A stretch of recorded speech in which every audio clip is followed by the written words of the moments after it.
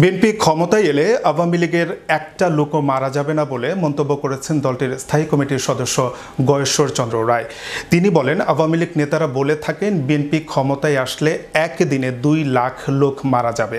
আমি বলছি বিএনপি ক্ষমতায় আসলে আওয়ামী লীগের একজন লোকও মারা যাবে না, কারণ বিএনপি খুন হামলার রাজনীতি করে না। কেউ অপরাধ করলে আইন অনুযায়ী তার বিচার হবে। সোমবার রাজধানীর নয়াপল্টনে বিএনপির কেন্দ্রীয় কার্যালয়ের সামনে মহানগর দক্ষিণ ছাত্রদল আয়োজিত এক মানববন্ধনে তিনি এসব কথা বলেন। Make your next gathering extraordinary with RC Catering. We cater authentic Asian cuisine, bursting with flavor and tradition, and it doesn't stop there. We also create stunning Asian-inspired decor that sets the mood for your special occasion. Let RC Catering handle everything so you can focus on celebrating with loved ones. Don't settle for ordinary. Call RC Catering today on 07949 152 522 and let the magic begin.